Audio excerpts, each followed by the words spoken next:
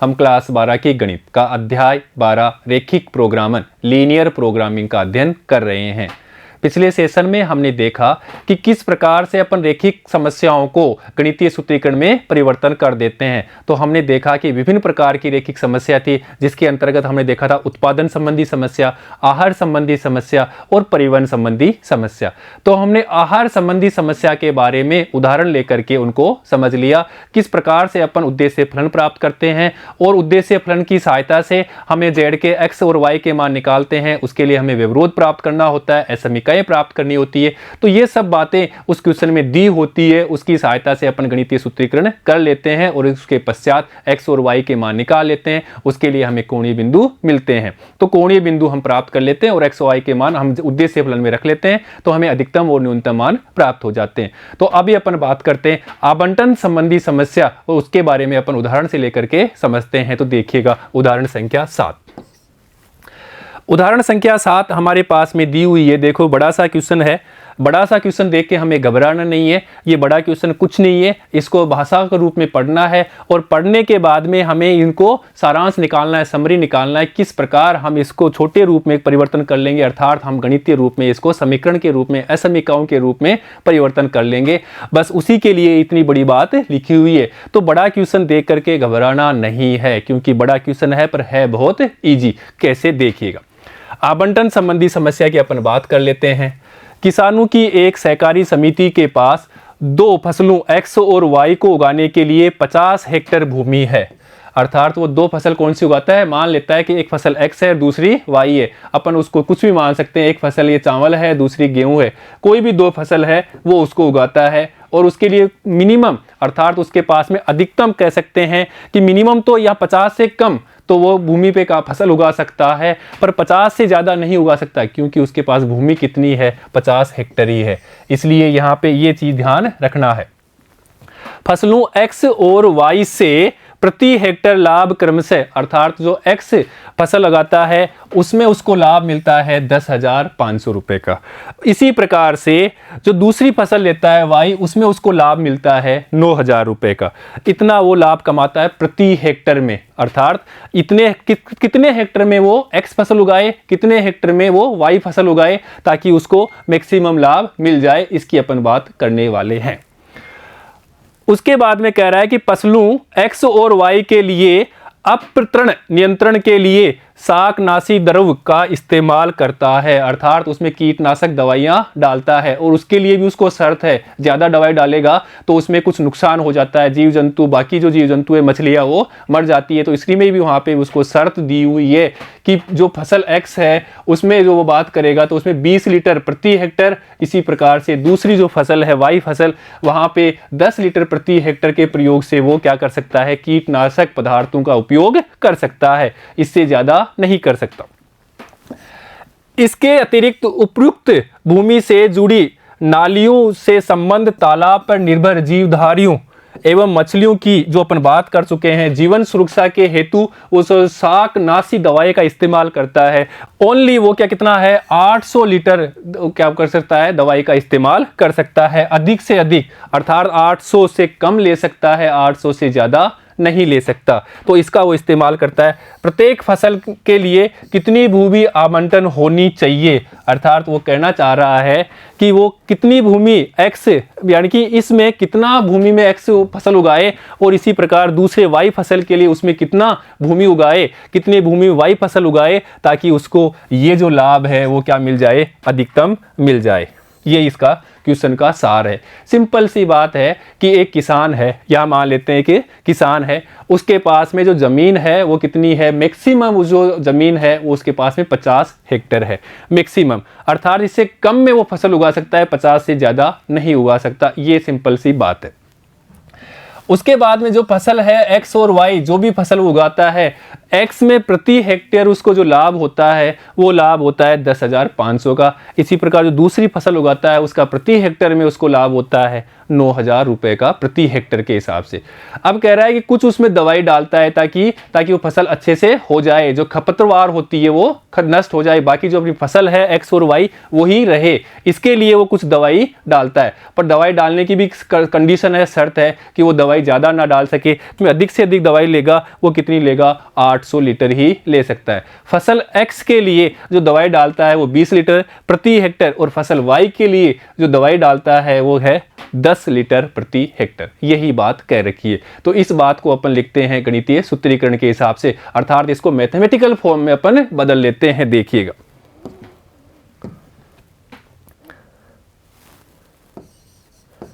माना फसल x को x हेक्टेयर में उगाता है। जो ये फसल है, जो भी फसल है, चावल गेहूं कुछ भी मान लेते हैं, उसको कितनी भूमि में लेता है, x हेक्टेयर में अपन मान लेते हैं, और इसका हमें मान निकालना है।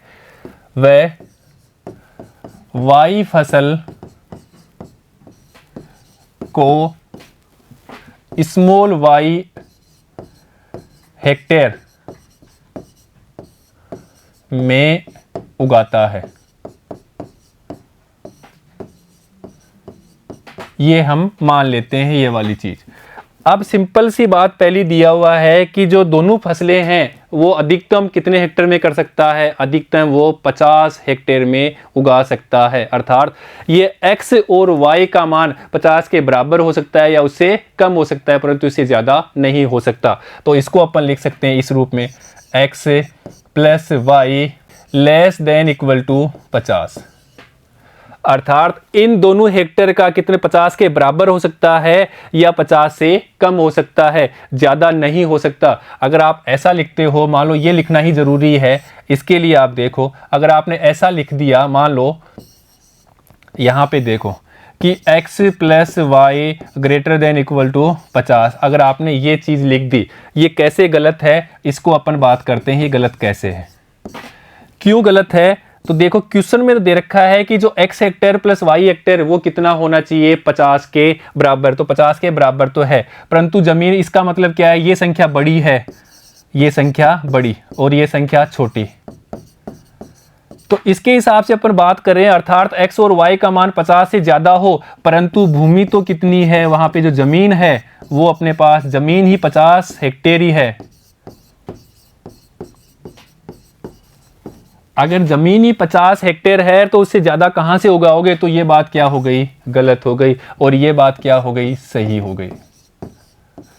तो ऐसे आप चेक कर लेना, क्वेश्चन में जो दे रखा है उसको भाषा के रूप में लिखो, उस लिखने के बाद में हमें गणितीय रूप में कैसे लिखना है वो इस प्रकार से लिखना है, <= लगाना है या <= लगाना है। उसके लिए आप एक बार खुद ही सेटिस्फाइड हो जाओ, जैसे हमने यहाँ पे सीखा है कि अगर हमने ऐसा नहीं करके ऐसा कर लिया होता, मान लेते हैं ऐसा कर लिया होता, तो अब अपन देख रहे हैं कि ये संख्या बड़ी होती है, ये संख्या छोटी होती है। अर्थात जो x हेक्टेयर और y हेक्टेयर दोनों का योग क्या होना चाहिए, 50 और 50 से ज़्यादा होना चाहिए। 50 के बराबर तो सही है, पर 50 से ये ज्यादा की बात आई, तो जब अपने पास भूमि ही 50 हेक्टेयर है तो 50 से ज्यादा कैसे हो सकता है, तो ये बात क्या है, गलत है। अब देखिएगा, इसी प्रकार से व्यवरोध की बात कर लेते हैं। व्यवरोध जिसको बोलते हैं असमीकाएं,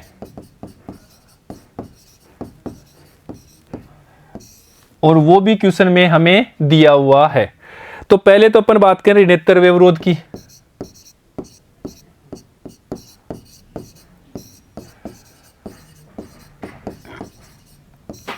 अर्थात अपन इसको लिखें कि x x <= 0 और इस प्रकार y <= 0।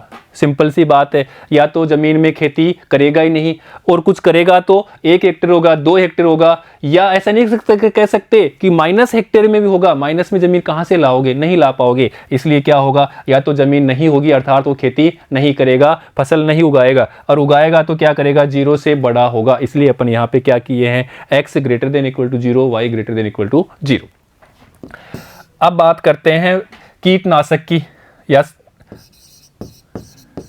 कीटनाशक द्रव की दवाई की बात करते हैं, उसके लिए दिया है कि जो एक्स फसल के लिए वो क्या करता है 20 लीटर पर हेक्टेयर के हिसाब से लेता है। इसी प्रकार वाई फसल के लिए, वाई जो भूमि जमीन के लिए, वहां पे लिए वो 10 लीटर पर हेक्टेयर लेता है।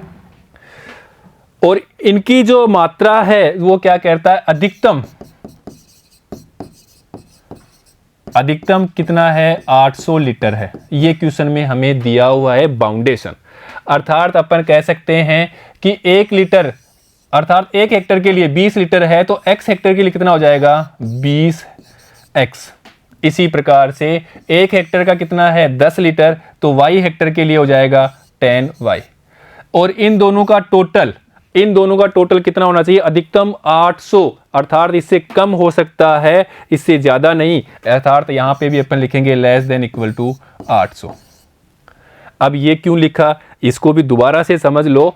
यहाँ पे दे रखा है कि ये जो 1 हेक्टेयर में 20 लीटर लेते हैं तो अपन क्या करेंगे x हेक्टेयर में कितना लेंगे, मैक्सिमम लेंगे 20 इंटू एक्स, इसी प्रकार 10 इंटू वाई।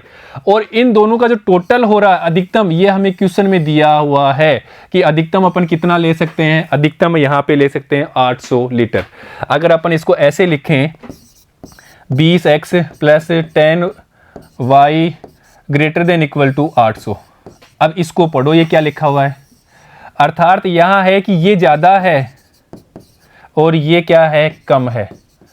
तो हम यहां पे क्या करेंगे 800 लीटर या उससे ज्यादा का इस्तेमाल करेंगे, परंतु क्वेश्चन में क्या कह रहा है कि अधिकतम 800 लीटर इस्तेमाल करना है, उससे कम कर सकते हैं, उससे ज्यादा नहीं कर सकते। और ये क्या हो गया, उसका विपरीत हो गया, ये गलत हो गया। तो सही कौन सा है, ये वाला ही सही है। अब देखो, तो अपने पास में प्राप्त हो गए व्यवरोध प्राप्त हो गए और अपने पास में प्राप्त हो गया उद्देश्य फलन प्राप्त हो गया। अब यहां पे देखिए, इसको अपन कैसे लिख सकते हैं, या अपन इसको भी लिख सकते हैं 2x plus y less than equal to, यहां से हमने क्या किया, ये 10 का भाग दिया तो यहां पे 80 मिल गया। और यहां से हम x और y के मान निकाल लेते हैं, जैसा कि अपन पहले करते हैं इसको समीकरण में बदलने के बाद में। तो ये 2x स्मॉल x है तो 2x plus Y equal to 80। तो यहां से हम x और y का मान ले लेंगे, ये x और ये y, x y। तो यहां से x 0 रखा तो y का मान 80, y को 0 रखा तो x का मान 40। अब देखो क्वेश्चन को और पढ़ते हैं। अब क्वेश्चन में हमें क्या दिया हुआ है, क्वेश्चन में हमें दिया है उद्देश्य फलन भी निकालना है। उद्देश्य फलन के हमें क्या दे रखा है, फसलों x और y से प्रति हेक्टेयर लाभ कितना कमाता है। x फसल से वो कितना लाभ कमाता है, प्रति हेक्टेयर 10,500, और y फसल से प्रति हेक्टेयर 9,000 रुपए कमाता है। तो अपन लिखेंगे यहां पे देखो, कुल लाभ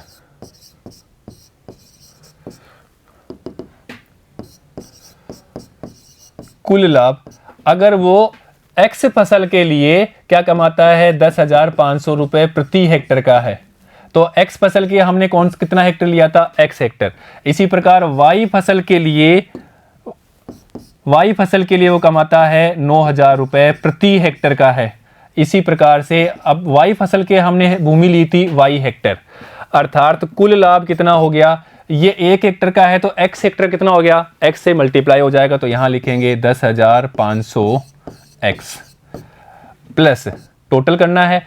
इसी प्रकार y हेक्टेयर के लिए 1 हेक्टेयर का 9,000 है तो y हेक्टेयर के लिए 9,000y, तो यहां लिखेंगे 9,000y। ये क्या हो गया, उसका लाभ, जिसको अपन बोलते हैं उद्देश्य फलन। तो इस प्रकार से हमने प्राप्त कर लिया उद्देश्य फलन।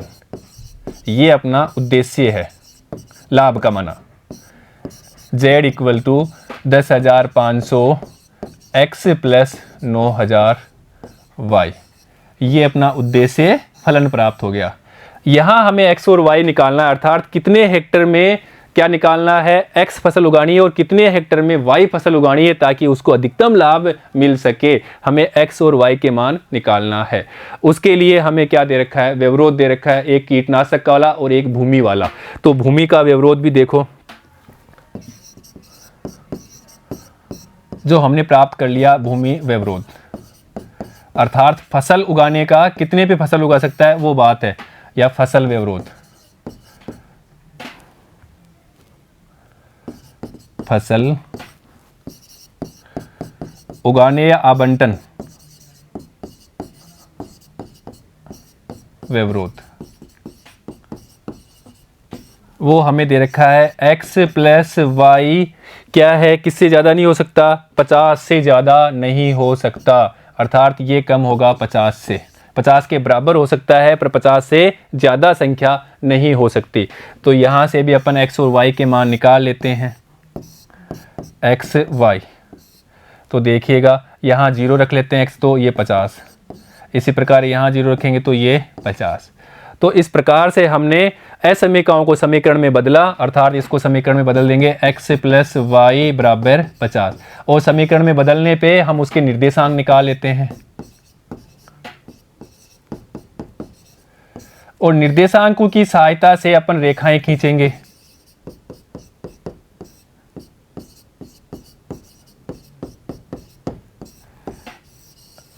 तो अब देखिए अपन रेखाएं खींचते हैं ग्राफ के ऊपर।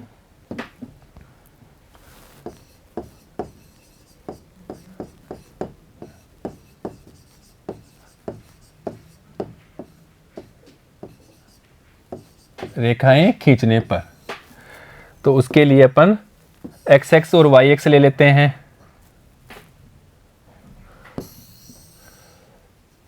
ये ले लिया हमने x डैश y और y डैश, मूल बिंदु जिसके निर्देशांक 0 0 होते हैं, ये हमें पता है। अब देखिएगा, पहले अपन बात कर लेते हैं इसी व्यवरोध की, अर्थात आवंटन व्यवरोध। तो ये है अपने पास में x plus y less than equal to 50, और जिससे हमें समीकरण प्राप्त किया और हमें निर्देशांक प्राप्त कर लिए 0, 50 और 50 0।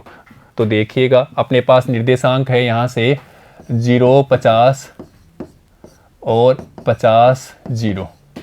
तो अपन मान लेते हैं यहाँ पे ये है 50 0, और यहाँ मान लेते हैं 0, 50, और इनको मिला देते हैं तो ये अपने पास एक रेखा प्राप्त हो गई। ये अपने पास में एक रेखा प्राप्त हो गई, और रेखा कौन सी है, x प्लस वाई बराबर 0, और असमीका के रूप में लिखेंगे तो लेस देन इक्वल टू 50। इसी प्रकार से अपन दूसरी रेखा खींच लेते हैं। उसके लिए हमारे पास में समीकरण है दूसरा वाला, ये वाला दूसरा समीकरण, और इसके निर्देशांक है 0, 80 और 40 0, 0, 80 और 40 0। तो देखते हैं अपन 40 0, तो यहाँ तो हो जाएंगे, मान लेते हैं 40 0, और यहाँ पे अपन मान लेते हैं ये हो गया 0, 80, और इनकी सहायता से अपन रेखाएं खींच लेते हैं। ये मान लेते हैं दूसरी रेखा आ गई, दूसरी रेखा ये वाली अपने पास 2x plus y less than 80। तो यहाँ से अपन लिख देते हैं 2x plus y less than equal to 80। तो ऐसे हमने दोनों रेखाएं ग्राफ के ऊपर खींच ली।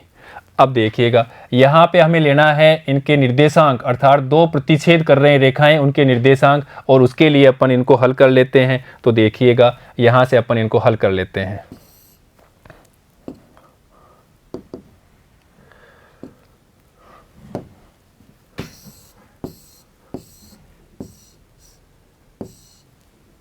एक रेखा है x प्लस वाई बराबर 50, और दूसरी रेखा हमने प्राप्त की थी यहाँ से 2x प्लस वाई बराबर 80, 2x प्लस वाई बराबर 80। दोनों रेखाओं को अपन घटा देते हैं, ये तो कैंसिल हो जाएगा, तो माइनस एक्स बराबर यहाँ से माइनस 30, तो x बराबर तो क्या हो गया 30। अब x बराबर 30 अपन यहाँ पे रख देते हैं, तो y बराबर हो जाएगा 50 माइनस 30 इक्वल टू 20। तो इस जगह के निर्देशांक हमारे पास प्राप्त हो गए यहाँ के 30, 20। तो अर्थात इस जगह के निर्देशांक 30, 20 हमें प्राप्त हो गए। ठीक है बच्चों, अब देखिएगा, अब देते हैं इनका हल क्षेत्र। और हल क्षेत्र के लिए असमीकाओं में अपन 0 0 रखते हैं, x के लिए 0 और y की जगह 0। तो यहाँ रख देते हैं 0 लेस देन इक्वल टू 50। ये बात क्या है? सत्य है।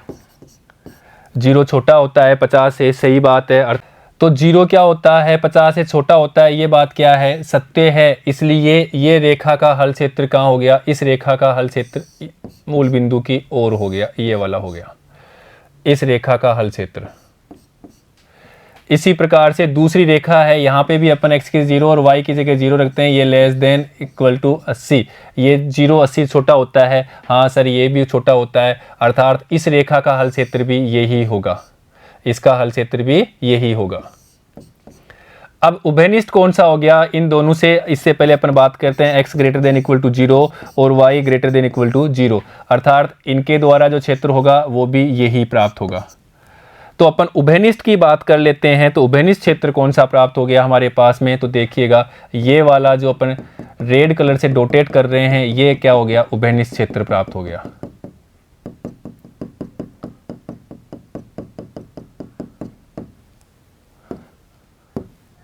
ये अपना उभयनिष्ठ क्षेत्र।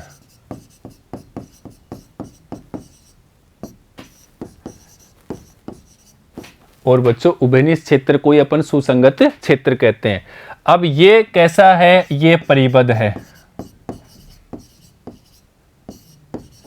ये सब हमें एग्जाम में जब आता है क्वेश्चन, तो ये सब लिखना है, तो हमें वहां पे लिखना पड़ेगा इस प्रकार से, उभयनिष्ठ क्षेत्र जिसको बोलते हैं सुसंगत क्षेत्र,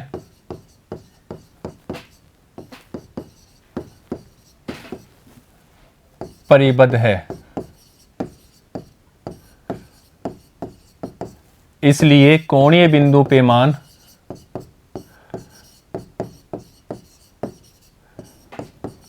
क्योंकि अधिकतम और न्यूनतम मान कहां पे होगा? कोणीय बिंदु पर। तो कोणीय बिंदु पर मान, और पहले हम कोणीय बिंदु ले लेते हैं। तो देखिएगा, यहाँ पे कोणीय बिंदु ये 0 हो गया, इसको अपन A दे देते हैं, ये B और ये C। तो ये अपना क्षेत्र हो गया उभयनिष्ठ क्षेत्र OABC। तो उभयनिष्ठ क्षेत्र कौन सा हो गया? OABC। ये अपना उभयनिष्ठ क्षेत्र छायांकित क्षेत्र है। अब लेते हैं कोणीय बिंदु, और कोणीय बिंदु पे Z के संगत मान, और Z क्या है हमारे पास में? Z इक्वल टू 10,500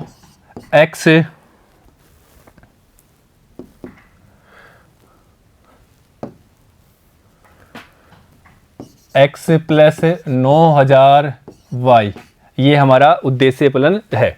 और यहाँ पे अपन कोणीय बिंदु के मान रखते हैं। तो पहला O, ये वाला जिसके निर्देशांक 0 0 है, तो यहाँ पे Z का मान 0 प्राप्त होगा। इसी प्रकार दूसरा कोणीय बिंदु अपन ले लेते हैं A, और A के निर्देशांक यहाँ से ले लेते हैं, ये A 40 0। तो यहाँ लिख लेते हैं A 40 0, और 40 0 पे Z का मान देखो, यहाँ पे अपन बात कर लेते हैं।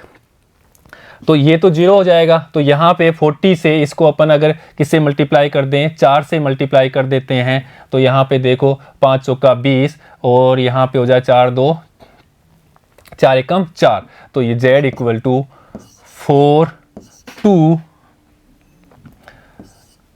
4,20,000 रुपये अपने पास प्राप्त हो जाएगा। अगर अपन इसको मल्टीप्लाई करते हैं 10500, इसको अपने 4 से मल्टीप्लाई किया, तो देखो ये 40 था, तो यहाँ से 2 5 का 20 का, ये अपने पास 0, ये 20, ये 4, तो ये हो जाएगा 4,20,000 रुपये। इसी प्रकार से तीसरे कोणीय बिंदु पे अपन बात कर लेते हैं B पे, और B के बात करते हैं। तो B अपने पास में है 30 और 20। तो यहाँ लिखते हैं 30 और 20, और यहाँ पे मान देखो तो 30 तो यहाँ पर मल्टीप्लाई करते हैं 30 से, तो ये हो जाएगा, और यहाँ पे अपन 3 से मल्टीप्लाई करेंगे तो 15 और ये 3, तो 3,15,000। इसी प्रकार से इसको अपन करते हैं 20 से मल्टीप्लाई, तो ये हो जाएगा 1,80,000। और इसको अपन टोटल करते हैं तो यहाँ से अपने पास प्राप्त होगा 4,95,000। तो इस प्रकार से हमने ये मान प्राप्त कर लिया। इसी प्रकार अपन बात करते हैं चौथे कोणीय बिंदु C पर, और C पे यहाँ पे देखो ये है 0, 50, तो यहाँ लिखते हैं 0 और यहाँ पे 50। और इस पे अपन Z का मान देखते हैं तो 0, ये तो 0 हो जाएगा, और वहाँ 50 करेंगे तो 9 पंजे 45, अर्थात यहाँ प्राप्त हो जाएगा 4,00,000, 9 पंजे 45, तो अपन करेंगे 50,000। तो इस प्रकार से यहाँ पे हो जाएगा 4,50,000 रुपये, ये हो गया। तो इस प्रकार हमने देखा कोणीय बिंदुओं पे ये मान प्राप्त हो गए Z के। अगर 0 0 लेते हैं तो 0, और 40 0 लेते हैं तो अपने 4,20,000, और इसी प्रकार 30 और 20 लेते हैं तो 4,95,000, और इसी प्रकार से अपन 0 50 लेते हैं तो 4,50,000 रुपये अपने पास ये मान प्राप्त होता है। अर्थात अब हमें देखना है इनमें से कौन सा अधिकतम है। तो देखिए अधिकतम कौन सा हो गया, ये वाला अधिकतम।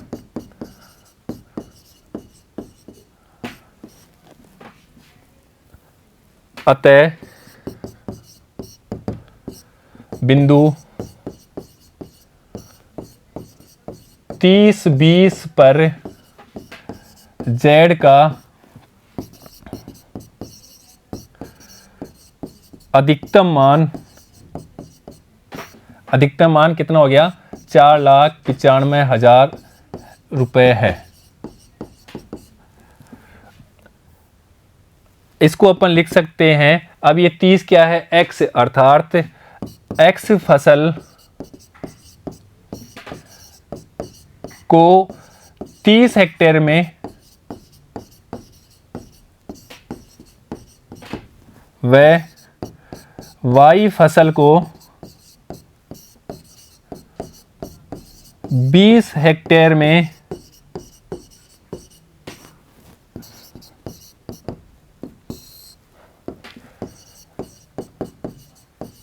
उगाने पर किसान को अधिकतम कितना, 4,95,000 रुपये का लाभ होता है।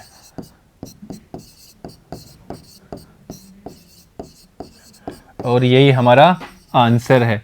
तो इस प्रकार से अपन क्वेश्चन को सोल्व कर सकते हैं। हमें यही पूछा है कितने हेक्टेयर में वो x फसल उगाए और कितने हेक्टेयर में y फसल उगाए, ताकि उसको मैक्सिमम लाभ मिल सके। क्योंकि जो फसल x है उसका हेक्टेयर में, पर हेक्टेयर में लाभ होता है 10,500, और इसी प्रकार जो फसल y है उसका पर हेक्टेयर में लाभ होता है 9,000। तो हमने वहाँ से प्राप्त कर लिया उद्देश्य फलन z बराबर 10,500 x प्लस 9,000 y। तो ये हमारे पास उद्देश्य फलन प्राप्त हो गया था। और हमने व्यवरोध प्राप्त कर दिया। व्यवरोध हमने कैसे प्राप्त किया, क्योंकि हमें भूमि दे रखी है 50 हेक्टेयर, अर्थात 50 से कम हो सकती है, 50 से ज़्यादा पे वो फसल नहीं उगा सकता। अर्थात हम वहाँ पे क्या किया था, हमने x plus y greater less than equal to 50 रखा। इसी प्रकार से वो दवाई का इस्तेमाल करता है, कीटनाशक दवाई का, और उसके लिए भी है कि x हेक्टेयर के लिए वो जो दवाई लेता है वो 20 लीटर, और इसी प्रकार से y हेक्टेयर के वो दवाई डालता है वो 10 लीटर प्रति हेक्टेयर के हिसाब से डालता है। और उस दवाई की जो लिमिट है वो अधिकतम यूज कर सकता है 800 लीटर। तो वहां से हमने प्राप्त कर दिया 20x plus 10y less than equal to 800। तो ये हमारे पास में दो असमीकाएं प्राप्त हो गई थी। इन दो असमीकाओं को हमने समीकरण में बदला। हमने वहां से x और y के मान निकाले, निर्देशांक निकाले, और इन निर्देशांकों को ग्राफ के ऊपर प्लॉट किया तो हमें रेखाएं प्राप्त हो गई। और उन रेखाओं का हमने हल क्षेत्र देखा, अर्थात असमीकाओं का हल क्षेत्र देखा। और हल क्षेत्र देखने के बाद में हमने देखा कि वो हल क्षेत्र उभयनिष्ठ तो नहीं है। अर्थात हमने यहाँ देखा कि जो हल क्षेत्र था वो क्या है, उभयनिष्ठ आ रहा है। अर्थात उभयनिष्ठ भी कैसे कैसा है, परिबद्ध है। और परिबद्ध होने पे इनका जो अधिकतम और न्यूनतम मान प्राप्त होगा वो कोणीय बिंदु पर ही प्राप्त होता है। क्यों होता है वो भी अपन बात करते हैं, क्योंकि कोणीय बिंदु पर ही x और y के अधिकतम और न्यूनतम मान होते हैं, तो इसलिए यहां से हमने ये मान ले लिए कोणीय बिंदु। और कोणीय बिंदु पे हमने वो z उद्देश्य फलन दिया था हमने 10,500 x प्लस 9,000 y, तो यहां से ये कोणीय बिंदु के मान x और y के मान हमने यहां पे रखे, तो हमें देखा कि कौन सा अधिकतम है कौन सा न्यूनतम है। तो इसको देखने से हमें पता लगा कि ये 4,95,000 अधिकतम है, बाकी उससे छोटे हैं तो अधिकतम माल यही है, अर्थात इतना वो कमा सकता है।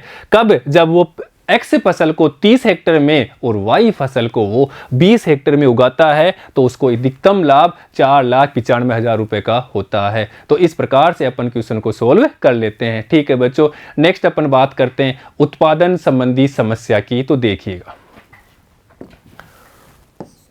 अब यहां पे है उत्पादन संबंधी समस्या। उसके लिए क्या है कि एक निर्माणकर्ता कंपनी एक उत्पादन के 2 नमूने प्रतिमान ए और बी बनाती है, कोई भी 2 चीज बनाती है।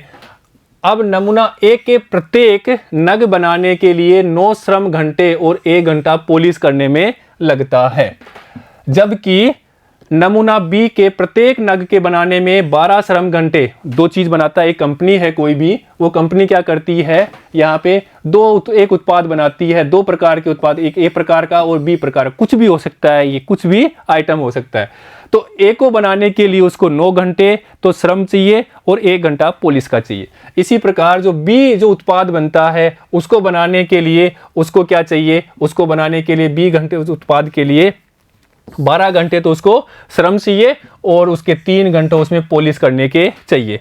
अब कह रहा है कि बनाने तथा पॉलिश करने के लिए अधिकतम श्रम घंटे उसके पास में दिए हुए, ये अपने पास में क्या है, शर्त है, बाउंडेशन है, 180 घंटे और 30 घंटे, अर्थात श्रम घंटे 100 मैक्सिमम इतना है और ये मैक्सिमम इतना है। तो यहाँ पे अधिकतम है, ये देखिए ये अपने पास शर्त दे दी उसने।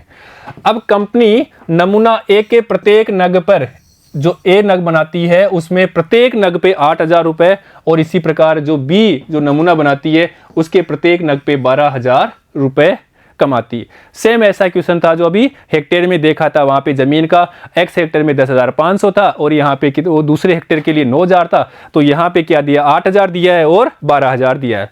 तो ए और बी नमूने के कितने नगों की अधिकतम लाभ कमाने के लिए, अर्थात नगों की संख्या कितनी होगी, और उनको अपन एक्स वाई मान लेते हैं, ताकि वो प्रति सप्ताह निर्माण करना चाहिए, कितना उसको निर्माण करना चाहिए ताकि उसको अधिकतम लाभ मिल सके। प्रति सप्ताह अधिकतम लाभ क्या होगा उसकी वो बात करता है। तो बच्चों सबसे पहले तो अपन क्या बात करते हैं कि नगों की संख्या को अपन मान लेते हैं एक्स और वाई। तो यहाँ पे नगों की संख्या को अपन क्या मान लेते हैं, कंपनी द्वारा ए उत्पाद के नगों की संख्या x है और कंपनी द्वारा बी उत्पाद के नगों की संख्या y है। तो देखिए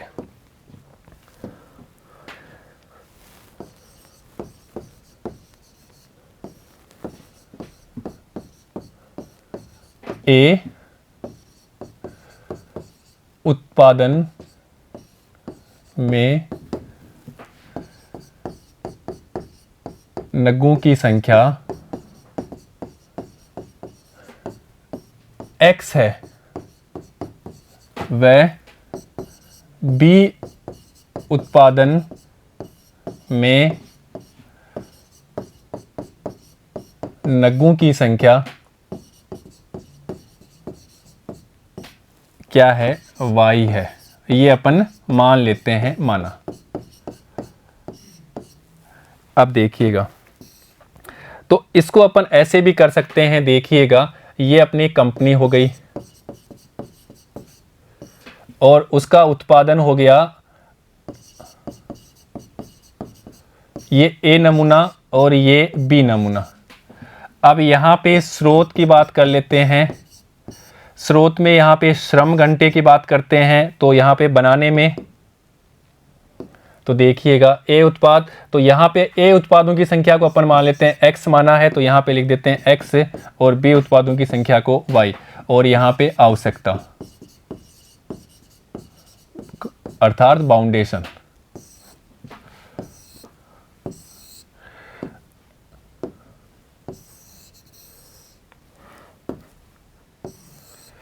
अब देखो,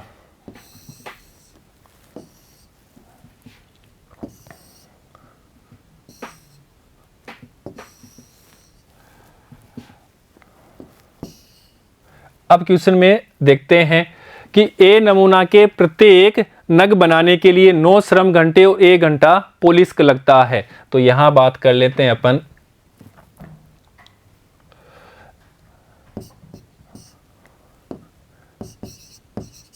बनाने में श्रम और यहां पे पॉलिश करने का श्रम घंटे, ये घंटे में है और ये भी घंटे में, और ये जो x माना है पर सप्ताह, प्रति सप्ताह है, नगों की संख्या प्रति सप्ताह। अब यहां पे देखो, अब यहां पे कह रहा है कि पहला है कि ए नमूने के लिए ए के प्रत्येक नग बनाने के लिए 9 घंटे श्रम घंटे और 1 घंटा पॉलिश। तो यहां इसके लिए 9 घंटा, ये 9 घंटे में आ गया और यहाँ पे 1 घंटा पॉलिश का आ गया ए नमूने के लिए। इसी प्रकार से दूसरी बात करता है, जबकि नमूना बी के प्रत्येक नग बनाने में 12 घंटे श्रम घंटे और पॉलिश के 3 घंटे। तो यहाँ पे बी के लिए 12 श्रम घंटे और 3 घंटे पॉलिश के, ये बात अपन यहाँ पे लिख लेते हैं। अब देखो, अब यहाँ पे कह रहा है कि उसमें आवश्यकता ये हमें दे रखा है शर्त कि अधिकतम श्रम घंटे, अर्थात बनाने में कितना 180 और पॉलिश के लिए 30 घंटे। तो यहाँ लिख लेते हैं 180 और यहाँ पे 30, ये भी क्या है घंटों में है।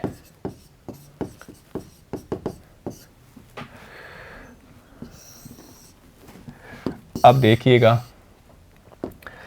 सकल लाभ या कुल लाभ या लागत बोल लेते हैं अपन, कुल लागत, कुल लाभ, क्योंकि लाभ ही है तो ये लाभ की देखो, तो लाभ के लिए बोल रखा है कि 8000 है ए के प्रत्येक नग के लिए और बी के प्रत्येक नग के लिए 12000। अर्थात यहाँ पे देखो एक नग का कितना है 8000, तो x नग का कितना हो जाएगा 8000x। तो यहाँ लिखेंगे ये एक नग का है प्रति नग 8000 प्रति नग, और इसी प्रकार से यहाँ पे है 12000 प्रति नग। तो देखो यहां लिखते हैं कुल लाभ, तो 8000 एक नग का है तो x नग का क्या हो जाएगा 8000x, यह x हमने कैपिटल लिया तो x, प्लस 12000 y नग का है तो कितना हो जाएगा, एक नग का 12 है तो y का कितना हो जाएगा 12000y। तो ये अपने पास क्या हो गया, उद्देश्य फलन z बराबर 8000x प्लस 12000y, ये अपने पास में उद्देश्य फलन प्राप्त हो गया।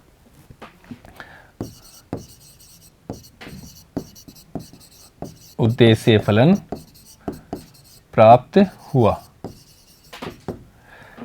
अब हमें व्यवरोध देखना है, और व्यवरोध के लिए देखिए हमें क्या करना है वो भी देखो।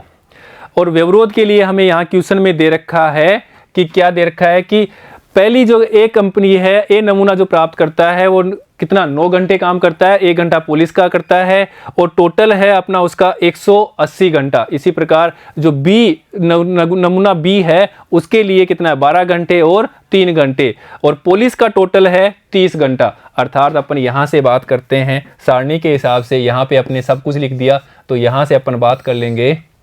इसलिए 9x, यहाँ पे देखो ये घंटे क्या है ए नमूना, तो हमारे पास टोटल हमने किया x नग लिया, तो यहाँ पे कितना बनेगा, एक नग के लिए x हमने क्या लिया 9 घंटे है, तो यहाँ पे 9 कितना हो जाएगा x के लिए 9x। इसी प्रकार 12y, और अधिकतम कितना है, अधिकतम है 180 घंटा। तो अपन इसको लिख सकते हैं इस प्रकार से, प्लस 12y 12y, और ये है लेस देन 180। ये क्या है, बनाने में व्यवरोध, बनाने में व्यवरोध। इसी प्रकार दूसरा व्यवरोध है, यहाँ पे देखो दूसरा व्यवरोध पुलिस के लिए पहली के लिए 1 घंटा और दूसरी के लिए 3 घंटा, और मैक्सिमम पुलिस कितने कर सकता है एक सप्ताह में 30 घंटा। तो यहाँ पे लिखेंगे पुलिस का व्यवरोध अर्थात x plus 3y less than equal to 30। तो ये अपने पास में हो गया व्यवरोध, ये पुलिस का व्यवरोध अर्थात पुलिस करता है, कलर करता है।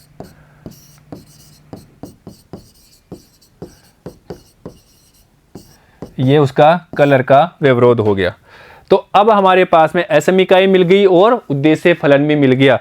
अब अपन बात करते हैं ऋणोत्तर व्यवरोध की, और ऋणोत्तर व्यवरोध के लिए x greater than equal to 0 होगा और y greater than equal to 0 होगा। क्यों होगा? क्योंकि या तो वो क्या होगा, नग की संख्या 0 होगी या नगों की संख्या 1 से ज़्यादा होगी। तो अपन यहाँ से लिखेंगे x greater than equal to 0, y greater than equal to 0। ये अपने पास हो गए ऋणोत्तर व्यवरोध, जिनको अपन ऋणोत्तर व्यवरोध कहते हैं।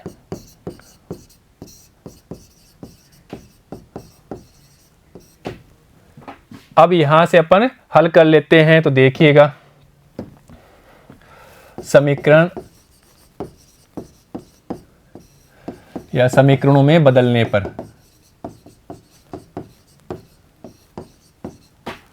तो यहां से अपने पास होगा 9x plus 12y is equal to 180। तो 9x plus 12y is equal to 180, या अपन इसको लिख सकते हैं 3x plus 4y is equal to, यहाँ पे भी अपन 3 का भाग दे देंगे तो 60, और यहाँ से अपन x और y के मान ले लेंगे, निर्देशांक ले लेंगे। x बराबर हम 0 रख लेते हैं यहाँ पे, तो y का मान प्राप्त हो जाएगा 15। इसी प्रकार ये 0 रख लेते हैं y, तो x का मान 20। वह दूसरा समीकरण ले लेते हैं, तो ये है असमीका, इसको समीकरण में लिखेंगे तो x plus 3y is equal to 30। तो यहाँ से भी अपन x और y के मान ले लेते हैं। ये x ये y, x को 0 रखा तो y 10 और y को 0 रखा तो x 30। तो ये अपने निर्देशांक हो गए। अब इनके द्वारा प्रतिच्छेद होता है, उसके निर्देशांक भी निकाल लेते हैं। तो यहीं से अपन प्रतिच्छेद बिंदु के निर्देशांक भी निकाल लेते हैं। तो देखिएगा इसके लिए अपन क्या करते हैं, इनको इसमें से पहले ये देखते हैं कि आप प्रतिच्छेद करेंगे कि भी नहीं करेंगे। तो ग्राफ बना के देख लेते हैं, उसके बाद ही अपन देखेंगे कि प्रतिच्छेद करते हैं, अगर नहीं करते हैं तो किस लिए ज़रूरत है। तो देखो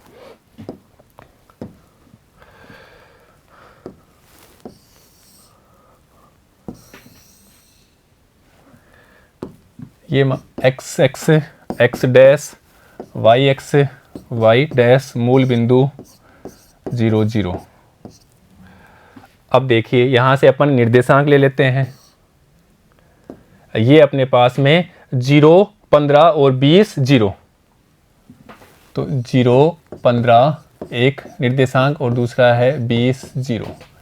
तो ये तो मान लेते हैं अपन 20 0 है, और यहाँ मान लेते हैं अपन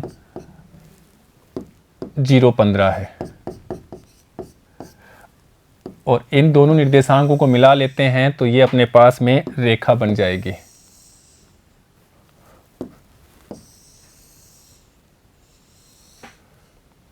ये अपनी रेखा हो गई, ये अपने वाली रेखा हो गई। 9x प्लस 12y बराबर 180। 9x प्लस 12y बराबर 180, या इसको अपन लिख सकते हैं दूसरे तरीके से भी, तो 3x plus 4y is equal to 60। अब अपन बात कर लेते हैं इसकी। तो इस रेखा के लिए यहाँ से देखो, ये अपने पास में 0 10 और 30 0। तो 0 10 और 30 0। तो यहाँ पे अपन मान लेते हैं 0 10, और यहाँ पे अपन मान लेते हैं 30 0, और इनको मिला देते हैं। ये मान लेते हैं अपन रेखा आ गई, ये अपना बिंदु है 0 10।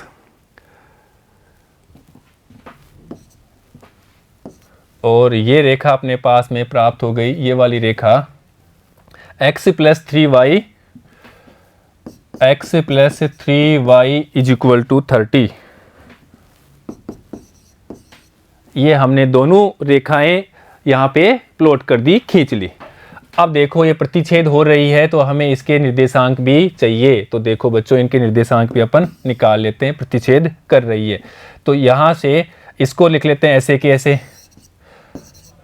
3x plus 4y equal to 60, और इसको अपन 3 से गुणा करके यहाँ पे क्या कर देते हैं, घटा देते हैं। तो 3 से गुणा करेंगे तो 3x plus 9y is equal to 3 से करेंगे तो 90, ये घटा दिया हमने, ये तो कैंसिल।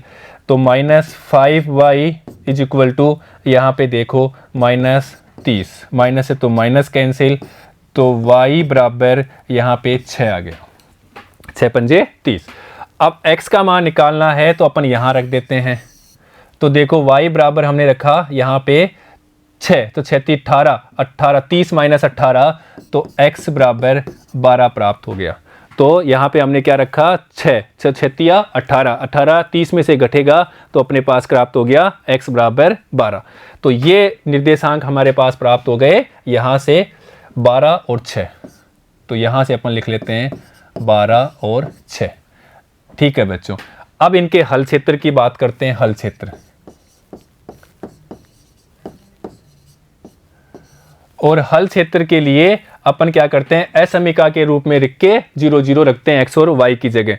तो ये देखो अपने पास में असमीकाएं प्राप्त हुई थी। यहाँ से ये है लेस देन इक्वल टू 30, और यहाँ पे भी अपना था लेस देन इक्वल टू, देखिए ये रहा 9x plus 12y less than 180, और इसी प्रकार x plus 3y less then 30। तो ये दोनों क्या है, लेस देन है, अर्थात यहाँ से अपन बात कर लेते हैं 3x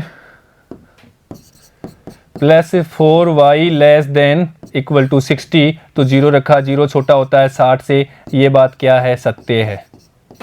इसी प्रकार से दूसरी समीका लेते हैं x plus 3y less then 30, ये भी क्या है, 0 छोटा होता है 30 से, ये बात भी क्या है, सत्य है। अर्थात दोनों का क्षेत्र कहाँ होगा, दोनों का क्षेत्र मूल बिंदु की तरफ होगा, और मूल इसके ऊपर रेखा के ऊपर भी होगा। तो इसका क्षेत्र भी ये होगा और इस रेखा का क्षेत्र भी ये होगा, अर्थात ये वाला। और अपन ऋणात्तर व्यवरोध की बारे में x greater than equal to 0, तो इसका क्षेत्र कौन सा हो जाएगा, ये वाला। इसी प्रकार से y greater than equal to 0 की बात करेंगे तो इसका क्षेत्र भी ये हो गया। तो अपने पास में उभयनिष्ठ क्षेत्र कौन सा हो गया, यह अपने पास में उभयनिष्ठ क्षेत्र प्राप्त हो गया बच्चों। ये वाला रेड कलर से डॉटेड लाइन हम बना रहे हैं, ये हमारा उभयनिष्ठ क्षेत्र प्राप्त हो जाएगा। ये चारों असमीकाओं से उभयनिष्ठ है, और इनको अपन नाम दे देते हैं, ये 0, यहाँ पे A, ये B और ये C। तो ये क्षेत्र हमारा उभयनिष्ठ क्षेत्र हो गया।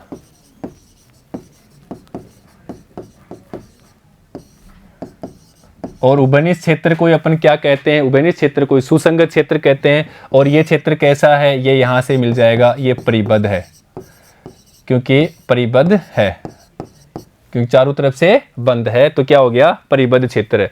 और परिबद्ध क्षेत्र होने पे अपन क्या लेते हैं, कोणीय बिंदु पे इनका मान ले लेते हैं। तो देखिए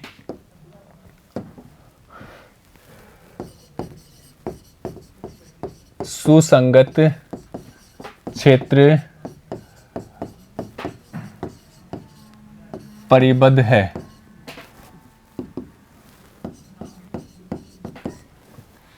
इसलिए कोणीय बिंदुओं पर मान,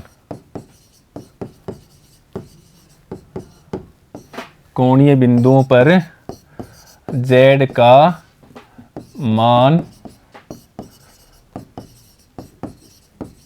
अधिकतम होगा। और कोणीय बिंदु अपन ले लेते हैं यहाँ से, कोणीय बिंदु, और यहाँ पे z के मान, और z बराबर हमारे पास में प्राप्त किया था हमने, देखिए 8000 x प्लस 12000 y। अर्थात अब बिंदु ले लेते हैं, कोणीय बिंदु पहले O लेते हैं, वो अपने पास प्राप्त हो जाएगा 0 0, और 0 0 पे देखेंगे तो 0 प्राप्त होगा। इसी प्रकार दूसरा कोणीय बिंदु लेते हैं A, और दूसरा कोणीय बिंदु A यहाँ पे देखो 20 और 0, तो यहाँ लिखेंगे 20 0, तो यहाँ पे 20 लिखेंगे तो ये अपने पास में क्या हो जाएगा बच्चों, देखो 20 से गुणा होगा 8 दूनी 16, तो ये 8 दूनी 16, 1 2 3 4। और बच्चों तीसरा कोणीय बिंदु लेते हैं अपन B, और B को अपन देखते हैं निर्देशांक, तो यहाँ पे है 12 6, और ये अपन रखते हैं यहाँ पे 12, x की जगह 12 और यहाँ पे y की जगह 6, और बच्चों इसको रखने पे अपने पास प्राप्त होता है 168,000 अर्थात 1,68,000 रुपये। और इसी प्रकार चौथा देखते हैं C, और C पे देखिए ये अपने पास है 0 10, तो यहाँ लिखेंगे 0 10, और इस बिंदु पे क्या मान प्राप्त होता है उद्देश्य फलन का, तो यहाँ पे अपने पास 0, तो यहाँ पे रखेंगे तो 1,20,000 रुपये। तो इस प्रकार से हमें कोणीय बिंदु पे जेड के मान प्राप्त हो गए। अब हमें ये देखना है ये जेड के मानों में से कौन सा अधिकतम है, तो ये न्यूनतम, ये न्यूनतम, ये अधिकतम, तो ये अपना अधिकतम। अर्थात अपन कह सकते हैं कि बिंदु 12 6 पर जेड का अधिकतम मान, जिसको अधिकतमीकरण करना है जेड का, तो अधिकतम मान वो हमने कर दिया 168,000 है। अर्थात अपन कह सकते हैं कि नमूना ए में नगों की संख्या 12 व बी में नगों की संख्या 6 लेने पर हमें या कंपनी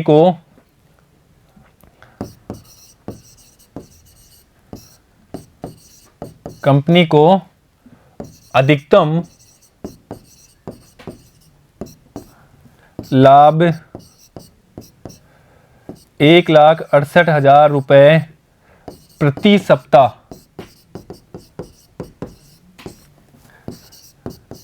प्राप्त होता है, क्योंकि हमने नगों की संख्या प्रति सप्ताह ही ली थी और हमें प्रति सप्ताह ही पूछा है, और यही हमारा आंसर है। तो इस प्रकार से अपन क्वेश्चन को सोल्व कर लेते हैं। क्वेश्चन में हमें दिया हुआ था ये सारी बातें। क्वेश्चन बड़ा देख के हमें डरना नहीं है कि क्वेश्चन बड़ा है, इसको देख के हमें डरना है। देखो यहाँ पे दिख रहा है क्वेश्चन बहुत बड़ा है, पर इसको देख के डरना नहीं है। सिंपल लिखा हुआ है इसमें, उसको हमें किस में चेंज करना है, गणितीय फॉर्म में चेंज करना है। और उसके लिए क्या लिखा है यहाँ पे कि एक निर्माणकर्ता कंपनी एक उत्पादन के 2 नग बनाती है, अर्थात एक नग ए और एक नग बी। तो हमने नगों की संख्या को क्या मान लिया, एक्स। ए नग जो ए में उत्पाद बनाती है नग, वो एक्स बनाती है मान लेते हैं, और बी में वाई बनाती है, क्योंकि यहाँ पे वही है कि नगों की संख्या अधिकतम पूछनी है, तो जो नगों की संख्या ही हमें एक्स और वाई मान लिया।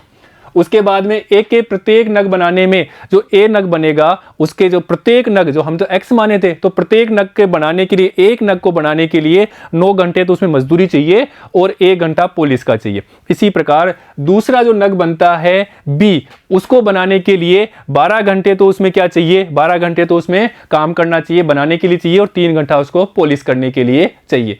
और इस प्रकार वो कहता है कि जो पहला जो नग बनता है ए कंपनी का, उसमें 8,000 का फायदा होता है, और जो दूसरा जो नग बनता है बी कंपनी का, उसमें उसको 12,000 का फायदा होता है। तो अर्थात हम मान लेते हैं कि x एक में कितना है 8,000 का, तो x में कितना हो जाएगा 8,000 x। इसी प्रकार बी नमूने के लिए 12,000 एक नग का है, तो वहां पे कितना हो जाएगा 12,000 y, क्योंकि हमने y माना था। तो सकल लाभ कितना हो जाएगा, यहां से हो जाएगा 8,000 x प्लस 12,000 y, और यही हमारा उद्देश्य है कि इसको हमें अधिकतम करना है, इसी को हमें अधिकतम करना है, इसलिए हमें x और y के मान निकालना है। अब हमें x और y के मान निकालने के लिए हमें व्यवरोध देखना है। और व्यवरोध में यहाँ पे दिया हुआ है कि जो 12 घंटे काम करता है 3 घंटे श्रम करता है, इसी प्रकार ए के लिए वो काम करता है 9 घंटे और 1 घंटे, तो उसके लिए क्या है कि अधिकतम जो काम बनाने की क्षमता है, मजदूरों के काम करने की क्षमता 180 घंटा और पॉलिश करने की जो क्षमता है वो क्या है, अधिकतम है 30 घंटे। ये उसके पास में व्यवरोध है, यानी कि अर्थात उसकी कंडीशन है, प्रतिबंध है। तो इस प्रतिबंध के हिसाब से अपन क्या कर लेते हैं, यहाँ पे उसको हल कर लेते हैं। देखिएगा, तो ये हमने उस प्रतिबंध के हिसाब से ये टेबल बनाया। पहले तो हम नगों की संख्या को मान लिया, इसमें x और इसमें हमने बी उत्पाद में y, अर्थात यहाँ पे ये नगों की संख्या है, ये कंपनी उत्पाद करती है A नमूना B नमूना, और यहाँ पे बनाने में इसके लिए 9 घंटा चाहिए और पॉलिश के लिए 1 घंटा। ये क्वेश्चन की जो बात थी उसको छोटे से रूप में हमने यहाँ पे बना लिया। और यहाँ पे अधिकतम जो काम करता है जो बनाने के लिए 180 घंटा है और पॉलिश के लिए उसके पास में 30 घंटा, ये प्रति सप्ताह का, 1 सप्ताह का विवरण है। तो इतनी बड़ी बात थी, उसको हमने इतने से टेबल में बना लिया। और इस टेबल की सहायता से तो अब आसानी से ये लाभ बना सकते हैं, उद्देश्य फलन लिख सकते हैं। और यहाँ पे देखो, यहाँ गलती नहीं कर देना, यहाँ पे ये लेस देन लेना है या ग्रेटर देन लेना है। उसके लिए क्वेश्चन में साफ है कि अधिकतम 180 घंटा है, अर्थात अधिकतम, तो ये क्या संख्या होगी, ये इसे 180 से कम हो सकता है, इसलिए यहाँ पे हमने ये कम लिया है। इसी प्रकार यहाँ पे अधिकतम 30 घंटा है, अर्थात ये क्या होगी, इससे 30 के बराबर या उससे छोटी होगी। तो ये हमारे पास दो व्यवरोध हो गए, इनको हमने हल कर लिया। हल करने पे हमें ये समीकरण प्राप्त हो गए और समीकरण के प्रतिच्छेद से उनके प्रतिच्छेद बिंदु भी प्राप्त हो गए और समीकरण की सहायता से हमने रेखाएं खींच ली और रेखाओं के निर्देशांक ले लिए। यहाँ पे हमने वही किया, ये समीकरण प्राप्त किए, रेखाएं प्राप्त की और उसकी सहायता से हमने यहाँ पे निर्देशांक ले लिया, प्रतिच्छेद बिंदु के भी निर्देशांक ले लिया और उनको यहाँ पे ग्राफ के ऊपर प्लॉट कर दिया। तो ये रेखाएं हो गई। फिर हमने उनका हल क्षेत्र ले लिया, ये उभयनिष्ठ आ गया। इस उभयनिष्ठ क्षेत्र में हमने कोणीय बिंदु ले लिए और कोणीय बिंदु से हमने ये मान प्राप्त कर लिए। ये कोणीय बिंदु से हमने मान प्राप्त किए और ये अधिकतम मान प्राप्त हो रहा है किस पे, 12, 6 पे, अर्थात जो नगों की संख्या होगी 12 है x का मान, अर्थात a में नगों की संख्या 12 और b में नगों की संख्या अपन क्या लेते हैं, 6 लेते हैं। तो हमें क्या होता है, मैक्सिमम लाभ कितना होगा, इतना लाभ हो जाएगा। ठीक है बच्चों, तो इस प्रकार से अपन क्वेश्चन को सोल्व कर लेते हैं। नेक्स्ट सेशन में हम प्रश्नावली 12.2 के प्रश्नों को हल करने के बारे में जानकारी लेंगे। ठीक है बच्चों, धन्यवाद।